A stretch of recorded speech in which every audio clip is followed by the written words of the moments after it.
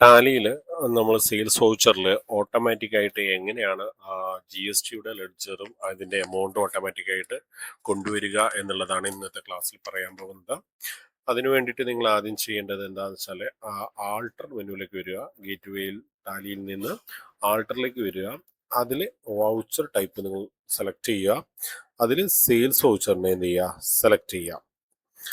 അതിനുശേഷം അതിൽ വരുന്ന പ്രൊവൈഡ് ഇവിടെ എനേബിൾ ഡിഫോൾട്ട് അക്കൗണ്ടിങ് അലോക്കേഷൻ എന്നുള്ള ഓപ്ഷൻ എന്ത് ചെയ്യുക, എസ് ചെയ്യുക. അതിന് തൊട്ട് താഴെയുള്ള ഓപ്ഷൻ, അതായത് set alter default accounting entries കൂടി എന്ത് ചെയ്യുക, എസ് ചെയ്യുക. അതിനുശേഷം ഇതിൽ നിങ്ങൾ സെയിൽസ് വൗച്ചറിനെ എന്ത് ചെയ്യുക, സെലക്ട് ചെയ്യുക. എൻ്റർ അടിച്ച് സേവ് ചെയ്തതിന് ശേഷം ഇവിടെ നിങ്ങൾ സെലക്ട് ചെയ്യേണ്ടത് ഔട്ട്പുട്ട് SGST, അതോടൊപ്പം തന്നെ ഔട്ട്പുട്ട് CGST എന്നിങ്ങനെ രണ്ട് ലെഡ്ജറുകളെയാണ് നിങ്ങൾ എന്ത് ചെയ്യേണ്ടത്, സെലക്ട് ചെയ്യേണ്ടത്. അതിനുശേഷം നിങ്ങൾ എന്ത് ചെയ്യുക, എൻ്റർ അടിച്ച് സേവ് ചെയ്യുക. അതിനുശേഷം നിങ്ങൾക്ക് സെയിൽസ് വൗച്ചറിലേക്ക് വന്നു കഴിഞ്ഞാൽ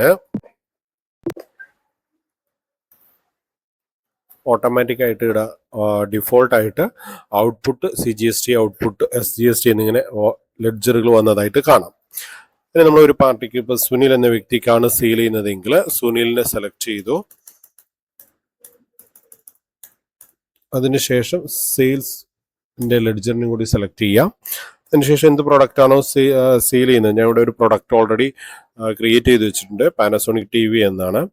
അതിൻ്റെ ക്വാണ്ടിറ്റി നമ്മളിപ്പോൾ 10 ആണ് സെയിൽ ചെയ്യുന്നതെങ്കിൽ അത് ഒന്നിൻ്റെ റേറ്റ് എന്ന് പറയുന്നത് നമ്മളിപ്പോൾ 10,000 ആണെന്ന് വെച്ചോ.